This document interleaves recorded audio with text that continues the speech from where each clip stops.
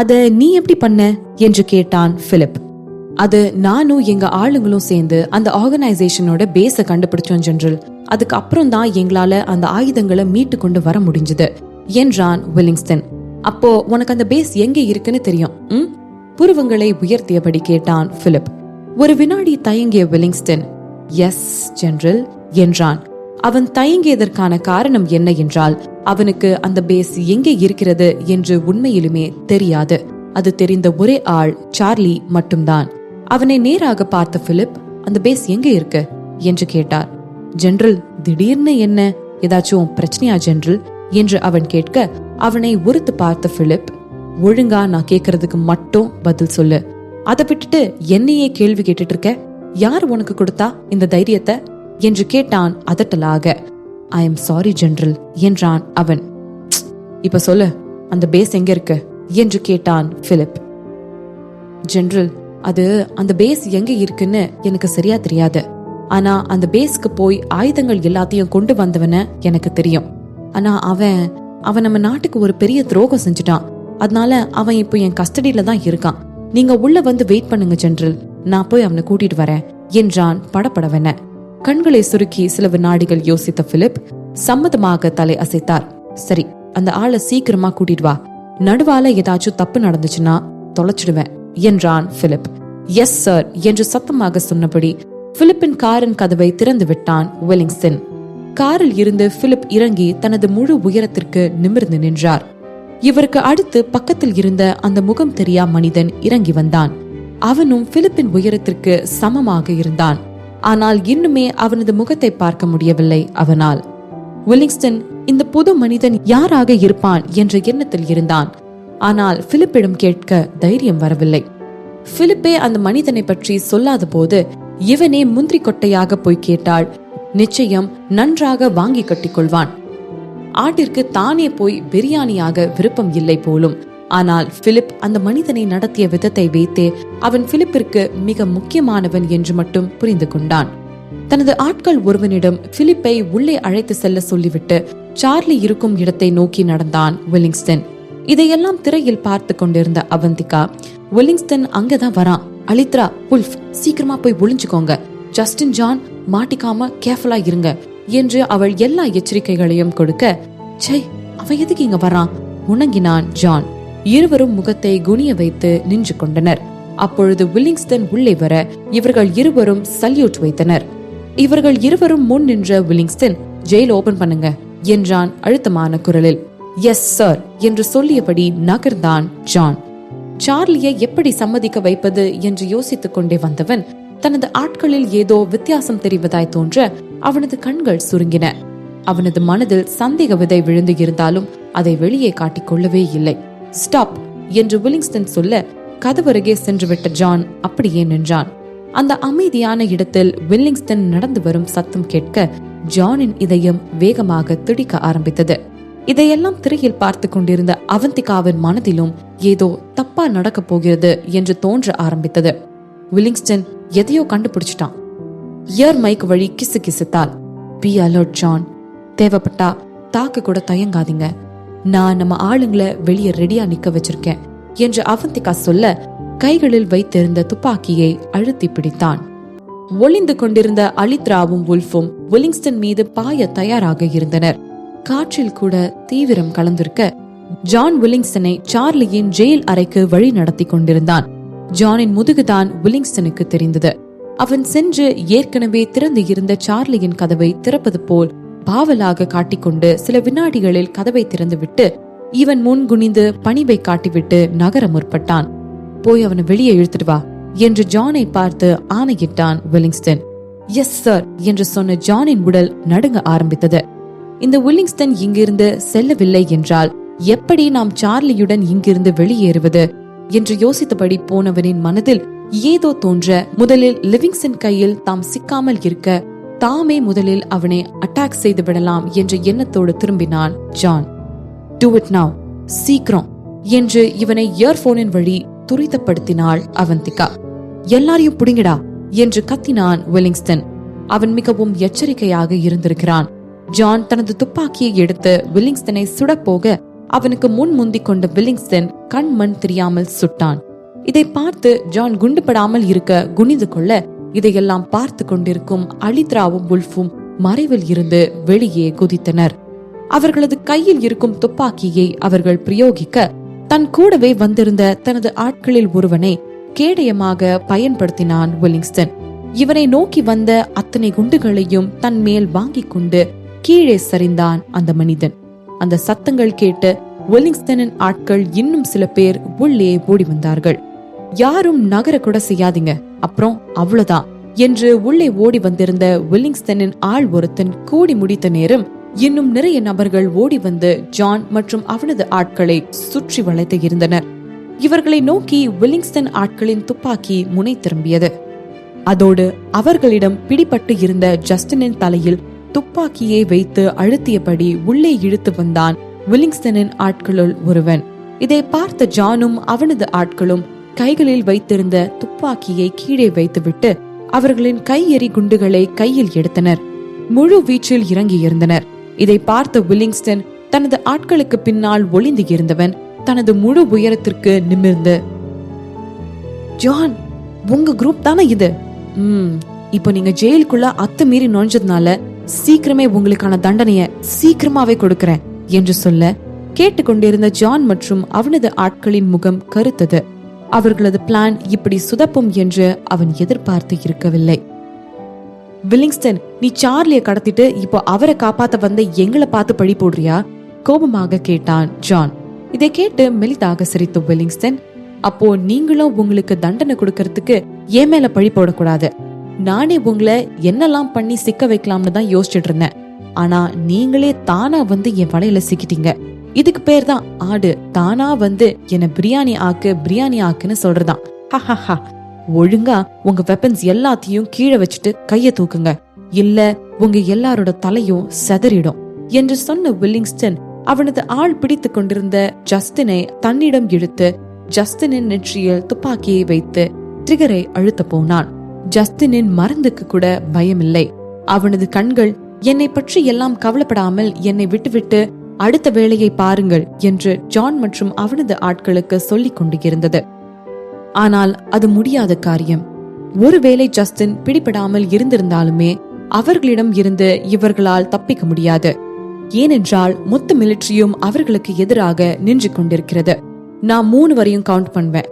அப்பயும் நீங்க எல்லாரும் உங்க வெப்பன்ஸ கீழே போடலனா முதல்ல இவனை கொள்ளுவேன், அடுத்து உங்களை ஒவ்வொருத்தரா என்று சொல்லியபடி அவன் என்ன ஆரம்பித்தான்.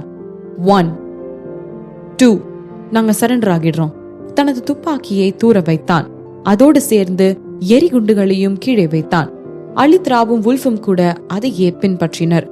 அவனுங்க ஒருத்தனையும் சும்மா விடாதீங்க என்று வில்லிங்ஸ்டன் வில்லத்தனமாக சிரிப்புடன் கட்டளையிட, அவனது வீரர்கள் எல்லாம் இவர்கள் மூவரையும் நோக்கி வர, அந்த நேரம் வில்லிங்ஸ்டன் என்றபடி சார்லி தனது தளர்ந்து போன உடலை இழுத்துக்கொண்டு வெளியே வந்து கொண்டிருந்தார். என்கிட்ட இருந்து உனக்கு தேவையான இன்ஃபர்மேஷன் வேணும்னா என்னோட ஆளுங்க நகத்தை கூட நீ தொடக்கூடாது. கண்களை உறுத்தவாறு தெளிவாக வெளிவந்தது சார்லியின் குரல். சார்லி தனது வார்த்தைகளை சொல்லி முடித்த நேரம் அவரை வில்லிங்ஸ்டனின் ஆட்கள் இருவர் பிடித்து இருந்தனர். இவர்களை பார்த்துவிட்டும் அவர் ஏதும் கண்டு கொள்ளவில்லை. இதை பார்த்து திருப்திப்பட்டு கொண்ட வில்லிங்ஸ்டன் எல்லாரையும் ஒரு முறை பார்த்து இழித்தபடி, டோன்ட் வரி சார்லி, நீ எனக்கு கோஆபரேட் பண்ற வரையும் நான் அவங்களை எதுவுமே பண்ண மாட்டேன் என்று அறிவித்தான். சார்லி தனது ஆட்களுக்காக இத்தனை நாள் இருந்த மௌன விரதத்தை கைவிட்டு விடுவான் என்று அறிந்த வில்லிங்ஸ்டன் இனியும் தாமதிக்க கூடாது என்ற எண்ணத்தோடு, இவங்க எல்லாரையும் லாக் பண்ணிட்டு கவனிச்சுட்டே இருங்க, எப்பயும் உங்க கண்காணிப்பு இவங்களை விட்டு அகலக்கூடாது. ஒருவேளை யாராச்சும் உங்களுக்கு ஒத்துழைக்கலனா அவங்கள உங்க ஸ்டைல்ல கையாளுங்க, அப்புறம் நீங்க எல்லாம் சேர்ந்து சார்லியே என் கூட கூட்டிட்டு வாங்க என்று அவன் கடகடவென கட்டளைகளை இட, எஸ் சார், ஒருமித்த குரலில் சொன்னார்கள் அவனது ஆட்கள். வில்லிங்ஸ்டன், சார்லியே எங்க கூட்டிட்டு போறீங்க என்று இவ்வளவு நேரமும் அமைதியாய் இருந்த ஜான் கேட்க, அவனுக்கு கிடைத்த பதில் வில்லிங்ஸ்டன் அவனது முகத்தில் விட்ட ஒரு குத்துதான். அதுவே ஜானின் ஒரு பல்லை உடைக்கவும் அவனது முகத்தில் இருந்து ரத்தம் வழிவதற்கும் சரியாக இருந்தது. என்னையே கேள்வி கேட்கிறியா நீ? யார்டா கொடுத்தா உனக்கு அந்த தைரியத்தை? இன்னும் ஒரு வார்த்தை உங்க வாயில இருந்து வந்துச்சு தொலைச்சிடுவேன் எல்லாத்தையும் என்று வில்லிங்ஸ்டன் கத்த, ரத்தம் வழியும் முகத்தோடு பல்லை கடித்துக் கொண்டு இவனையும் முறைத்தான் ஜான். இவர்களை பார்த்து சத்தமாக சிரித்த வெல்லிங்ஸ்டன் அவர்களது ஒவ்வொருத்தரின் முகத்தையும் பார்த்தபடி, இன்னொரு ஆள் எங்க? அதான் அந்த பொண்ணு எங்க? ஒருவேளை நீங்க அந்த பொண்ணு எங்கன்னு என்கிட்ட சொல்லிட்டீங்கன்னா நான் உங்களுக்கு என் ஆளுங்க கொடுக்க போற டார்ச்சரை குறைக்க சொல்றேன் என்றான் மிதப்பாக. தெரியாது, முகத்தை சுளித்துக் கொண்டு சொன்னான் வுல்ஃப். அவனது கண்களில் துளி கூட பயம் இருக்கவில்லை. இவ்வளவு நேரம் வில்லிங்ஸ்டனின் சிரிப்பு வுல்ஃபின் வார்த்தையை கேட்டதும் உறைந்து போய்விட்டது. இன்னொரு தடவை கேக்குறேன், அந்த பொண்ணு எங்க? அழுத்தமாக கேட்டான். நீ எதை பத்தி பேசுறன்னு எங்களுக்கு தெரியல என்று அசட்டையாக தோளை குலுக்கினான் ஜான். லிவிங்ஸ்டன், நாங்க இப்ப மாட்டிக்கிட்டோம், சோ சாகிறதுக்கு நாங்க தயாரா தான் இருக்கோம் என்றான். well we will see about that என்றபடி இவங்களை எல்லாம் சங்கிலிய வச்சு கட்டி போட்டுட்டு அந்த பொண்ணு எங்க இருக்கான்னு கண்டுபிடிங்க என்று தனது ஆட்களிடம் ஆணையிட்டான் வில்லிங்ஸ்டன். எஸ் சார், மீண்டும் ஒரு சேர கத்தினர் அவனது ஆட்கள். இதை கேட்டு திருப்திகரமான ஒரு சிரிப்பை வெளியிட்டான் வில்லிங்ஸ்டன். ஜான் மற்றும் அவனது ஆட்கள் எல்லாம் அவனது கஸ்டடியில் தானே இருக்கிறார்கள், அவர்களால் என்ன செய்துவிட முடியும் என்ற நினைப்பு. இனி அடுத்த வேலையாக சார்லியை பிலிப்பிடம் உண்மைகளை சொல்ல வைக்க தயார்படுத்த முடிவு செய்தான். ஜானும் அவனது ஆட்களும் ஜெயிலினுள் உள்ள தூண்களில் ஆளுக்கு ஒருவராக கட்டி வைக்கப்பட்டனர். அவர்களுக்காக காத்து கொண்டிருந்தது நரக வேதனை. இதையெல்லாம் தன் முன் இருந்த திரையில் பார்த்து கொண்டிருந்த அவந்திகா விரைவாக வில்லிங்ஸ்டன் பற்றிய செய்திகளை சேகரிக்க ஆரம்பித்தாள். வில்லிங்ஸ்டனுக்கு எதிராக ஏதாவது கிடைக்குமா என்று அவனது கண்கள் அலசின. ஒரு முடிவோடு, அப்படியே இருங்க, ஏதும் பண்ணாதீங்க, நான் உங்களை காப்பாத்த ஒரு வழியை கண்டுபிடிக்கிறேன் என்று சொன்னவள் தனது வேலைக்கு திரும்பினாள். இதை கேட்ட ஜான் மற்றும் அவனது ஆட்களின் மனதினுள் ஏதோ ஒரு நம்பிக்கை ஒளி. ஆனாலும் முழுமையாக அந்த நம்பிக்கை வரவில்லை. காரணம் இருந்தது. அதற்கான காரணம் அவளும் சேர்ந்து இதில் மாட்டிவிடக் கூடாது என்பதுதான் அது.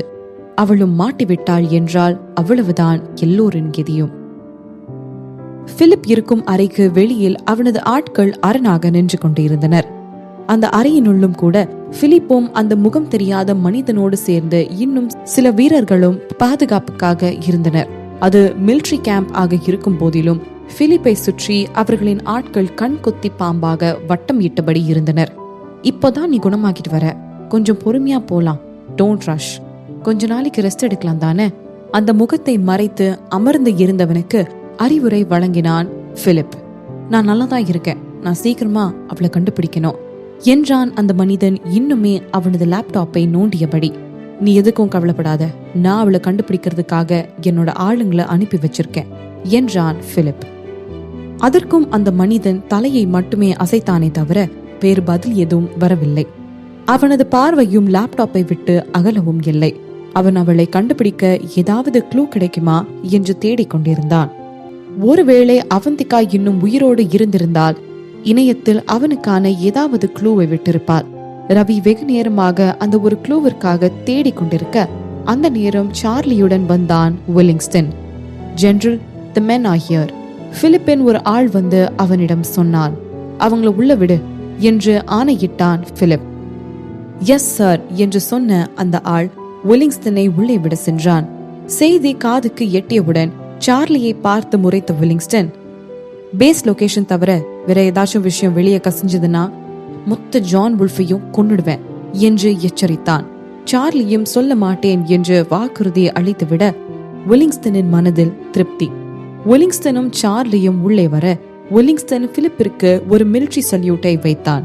ஜெனரல், நீங்க கேட்ட ஆளை நான் கூப்பிட்டு வந்திருக்கேன். இவன் சார்லி. இவன் தான் அந்த ஐவி சிண்டிகேட்டுக்குள்ள ஊடுருவி எல்லா வெப்பன்ஸையும் திருப்பி எடுத்துட்டு வந்தவன். உங்களுக்கு என்ன டவுட் வேணும்னாலும் நீங்க இவங்கிட்ட கேட்டு தெரிஞ்சுக்கலாம் என்றான் வில்லிங்ஸ்டன். இப்பொழுது ரவி மற்றும் பிலிப் இருவரது பார்வையுமே அந்த சார்லி மீது விழுந்தது.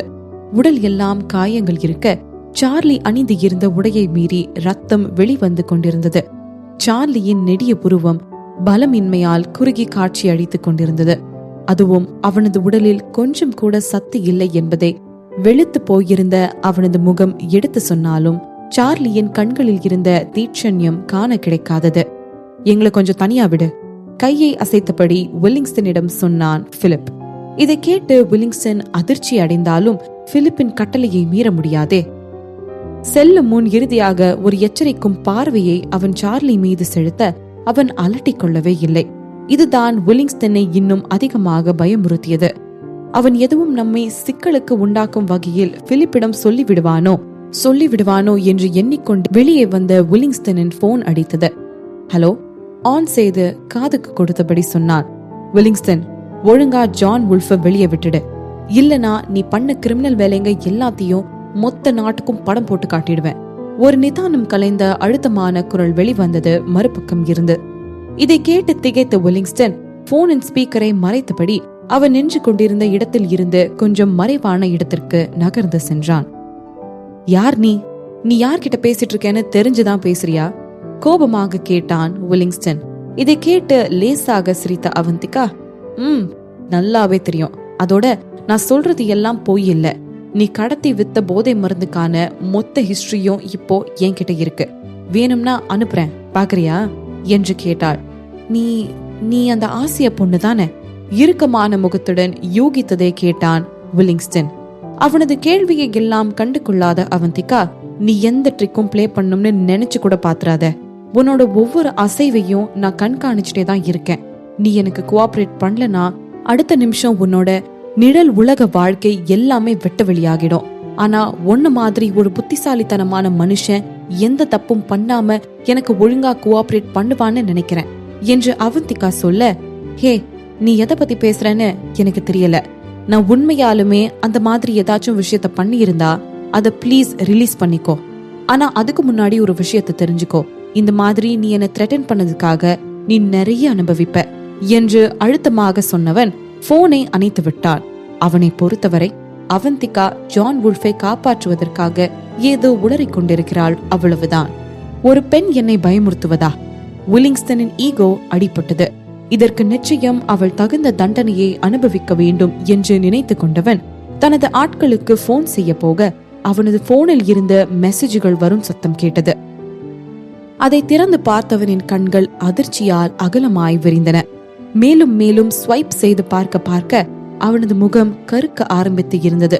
அதில் இவனது பண மாற்றுகள் பற்றிய விவரங்கள் மட்டும் இன்றி கூடவே புகைப்படங்களும் இருந்தன. இம்பாசிபிள்! அரற்றியது அவனது மனது. அவனால் நம்ப முடியவில்லை. இந்த பொண்ணுக்கு எப்படி இந்த ப்ரூஃப் எல்லாம் கிடைச்சது? அவனுக்கு ஒன்றும் புரியவில்லை. இது அவனுக்கும் அவனது கூட்டாளிகளுக்கும் மட்டுமே தெரிந்த விவரங்கள். அப்படி இருக்க இது எப்படி அவளுக்கு கிடைத்தது என்று அவனது மனது நினைத்தாலும் இதெல்லாம் வெளியே வந்தால் என்ன ஆவது என்று எச்சரிக்கை வேறு செய்ய உடனடியாக அவந்திகாவிற்கு போன் செய்தான். அவந்திகா அழைப்பை எடுத்துவிட, உனக்கு என்ன வேணும்? நேரடியாக விஷயத்திற்கு வந்தான்.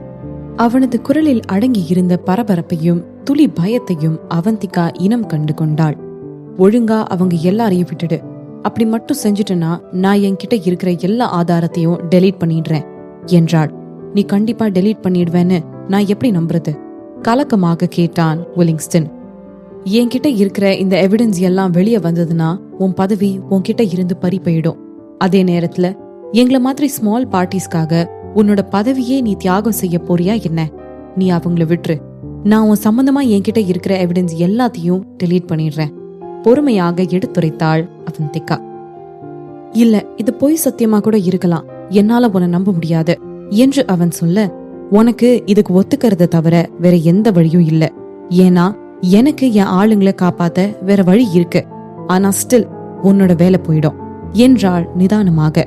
இதை கேட்ட வில்லிங்ஸ்டனின் முகத்தை பார்க்க சகிக்கவில்லை. அதை விளக்கவும் எனக்கு விருப்பம் இல்லை. இவனுக்கு மட்டும் இப்பொழுது இவனது பதவி பறி போனது என்றால் நிச்சயம் இவனை அழிக்க வன்மத்தோடு காத்து கொண்டிருக்கும் இவனது பழைய எதிரிகளுக்கு அது பெரிய வழி ஏற்படுத்தி கொடுத்தது போல் ஆகிவிடும். அதுவும் இப்பொழுது பிலிப் வேறு அங்கு வந்திருக்கிறான். அவன்தான் ஆன்டி ட்ரக்ஸ் கேஸை எல்லாம் பார்த்து கொண்டிருக்கிறான். அந்த விஷயம் மட்டும் அவனுக்கு தெரிந்தால் இவனது சாவு நிச்சயம். அவனுக்கு வேறு வழி ஏதும் கிடைக்காததால், சரி, நான் அவங்க எல்லாத்தையும் விட்டுடுறேன். ஆனா நீ உன்னோட சத்தியத்தை காப்பாத்தலனா உங்க எல்லாத்தையும் சேர்த்து அழிச்சிடுவேன் பொண்ணே, நல்லா ஞாபகம் வச்சுக்கோ என்று அவன் எச்சரிக்க, டோன்ட் வரி, நான் என்னோட வார்த்தையை காப்பாத்துவேன். அதோட நீ இப்போ அவங்கள போய் ரிலீஸ் பண்றப்ப சார்லியும் சேர்த்து ரிலீஸ் பண்ணணும். மீறி அவங்களுக்கு ஏதாச்சும் காயங்கள் ஆச்சுன்னா கண்டிப்பா இந்த ஆதாரம் எல்லாத்தையும் பப்ளிக் ரிலீஸ் பண்ணிருவேன், நல்லா நினைவு வச்சுக்கோ என்று அவந்திகா கடுமையாக கூற, எல்லாம் எனக்கு தெரியும் என்று விட்டு போனை அணைத்து விட்டான் வெல்லிங்ஸ்டன். அடுத்து அவனது ஆட்களுக்கு போன் செய்து அவங்களுக்கு கொடுக்கிற டார்ச்சர் எல்லாத்தையும் நிறுத்துங்க உடனே என்றான்.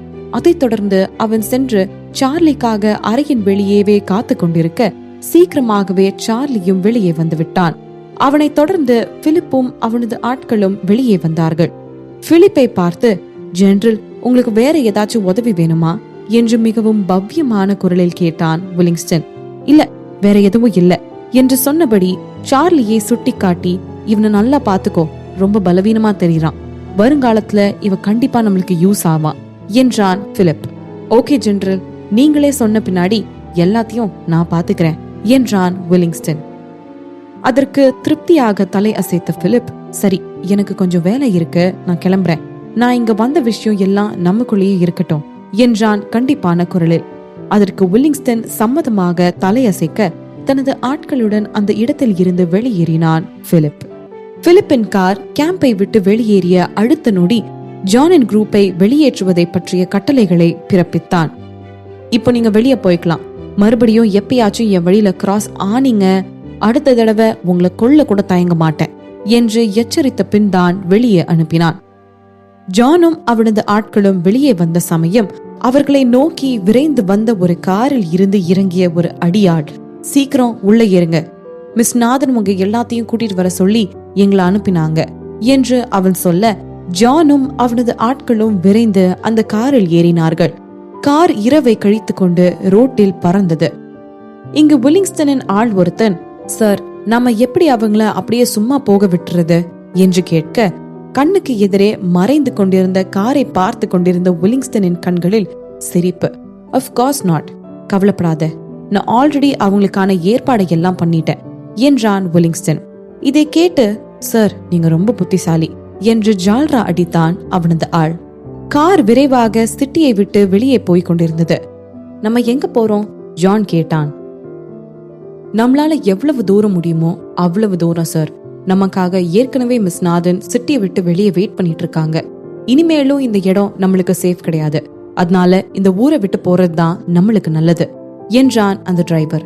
அவ சொல்றது சரிதான், கண்டிப்பா வெல்லிங்ஸ்டன் நம்மள அவ்வளவு சீக்கிரமா இந்த இடத்தை விட்டு உயிரோட போக விட மாட்டான், அவன் கண்டிப்பா நம்மள கொல்றதுக்கான வாய்ப்பு தேடிட்டு இருப்பான் என்றான் சார்லி. அவனுக்கு வெல்லிங்ஸ்டனின் குணத்தை பற்றி மிக நன்றாகவே தெரியும். வெல்லிங்ஸ்டன் எத்தனை மோசமானவன் என்று கண்கூடாக பார்த்தவனாச்சே அவன். இப்பொழுது இவனுக்கு எதிரான ஆதாரங்கள் வேறு இவர்களிடம் இருக்கிறது. இதற்கும் மேலும் இவர்களை உயிரோடு விடுவானா அவன்? வாய்ப்பே இல்லை. சார்லியின் உடலில் உள்ள காயங்களை கூர்ந்த ஜான், அவனை நம்ம கண்டிப்பா சும்மா விடக்கூடாது என்றான் பற்களை கடித்தபடி. ஆமாண்டா, அவனை நான் அடிக்கிற அடியில அவன் என்ன ஆக போறான் பாரு, தீவிரமாக சொன்னான் வுல்ஃப். ஆனால் இவர்கள் இங்கு அவனை அழிக்க யோசித்துக் கொண்டிருக்கும் போதே அங்கு வெல்லிங்ஸ்டன் இவர்களுக்கான திட்டத்தை தீட்டிவிட்டான் என்பதை இவர்கள் அறியவில்லை. கார் விரைவாகவே சிட்டியை தாண்டி இருக்க அங்கே அவந்திகா இவர்களுக்காக காத்து கொண்டு நின்று கொண்டிருந்தாள். காருக்கு வெளியில் நின்று கொண்டிருந்த அவந்திகாவின் கண்கள் இவர்களை பார்த்தவுடன் மின்னுவதை அந்த இரவு படம் பிடித்து காட்டிக் கொண்டிருந்தது. அவந்திகா என்று கூச்சலோடு காரை விட்டு இறங்கிய அலித்ரா விரைவாக சென்று அவளை கட்டி கொண்டாள். Thank you Avantika, thank you so much. நீ மட்டும் இல்லனா நாங்க இன்னைக்கு என்ன ஆயிருப்போன்னே எனக்கு தெரியல என்றவளின் கண்கள் கசிய ஆரம்பித்தது. காரில் இருந்து வெளியே இறங்கி வந்தவர்கள் அனைவரின் உடலையும் மேலிருந்து கீழாக பார்த்த அவந்திகா, எல்லாரும் நல்லா இருக்கீங்க தானே? ஐ யூ ஆல் ரைட் என்று கேட்டாள் அக்கறையாக. உன்னால மட்டும்தான் நாங்க இன்னைக்கு நல்லா இருக்கோம் அவந்திகா, இல்லனா? அதற்கு மேல் சொல்லவே அலித்ராவுக்கு கொலை நடுங்கியது. அந்த ஆட்களிடம் அகப்பட்ட அந்த கொஞ்ச நேரத்தில் இவர்கள் அனுபவித்த கொடுமைகள் எல்லாம் அவளது கண் முன் விரிய அவளது பயம் அவளது கண்களில் தெரிந்தன. நீதான் அவந்திகா சிதம்பரநாதனா? ஜான் மற்றும் ஜஸ்டினின் உதவியோடு இவளை நோக்கி நடந்து வந்து கொண்டிருந்த சார்லி கேட்ட கேள்வி அது. ஆமா, nice to meet you mister Charlie, தலை அசைத்தபடி சொன்னாள் அவந்திகா. அவந்திகாவை பார்த்து மென்மையாக சிரித்த Charlie, nice to meet you. John சொன்னது எல்லாமே உண்மைதான். You are too impressive Woman.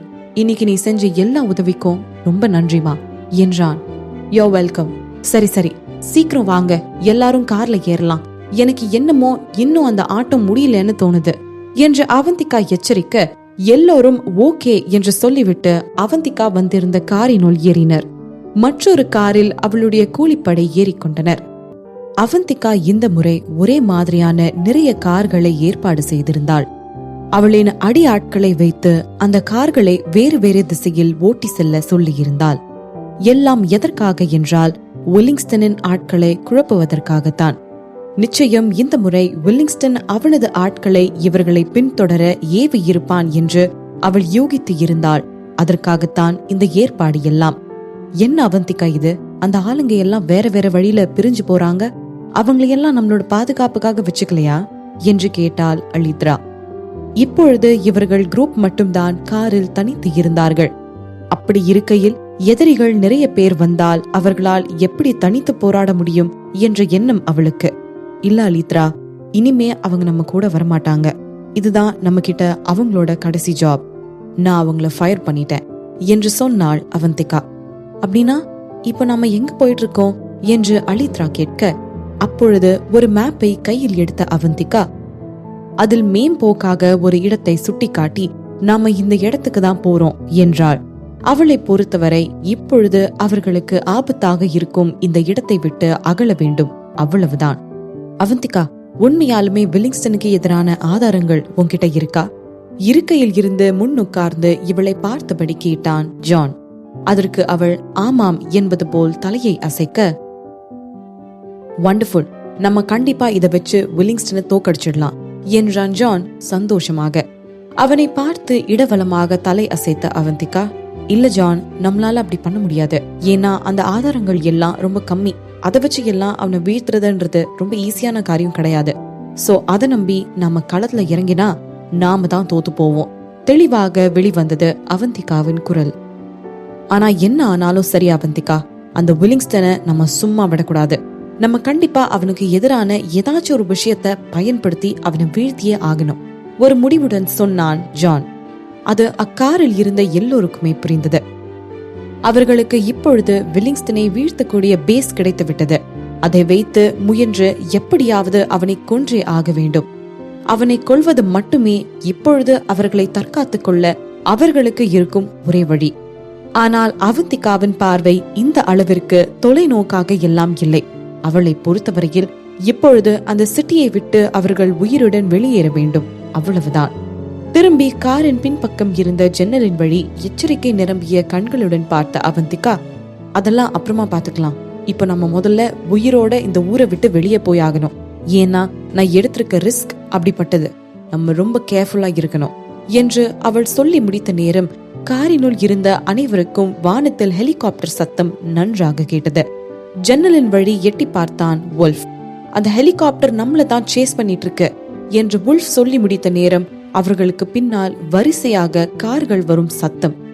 அந்த கார்களும் கண்டிப்பா வில்லிங்ஸ்டனோட ஆளுங்களா தான் இருக்கும் என்று வுல்ஃப் சொல்லி முடித்த போது அவந்திகாவின் புருவங்கள் சுருங்கின.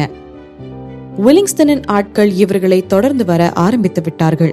இனி நிலைமை நிச்சயம் சுலபமானதாக இருக்காது என்று அவர்களுக்கு தெரியும் தான்.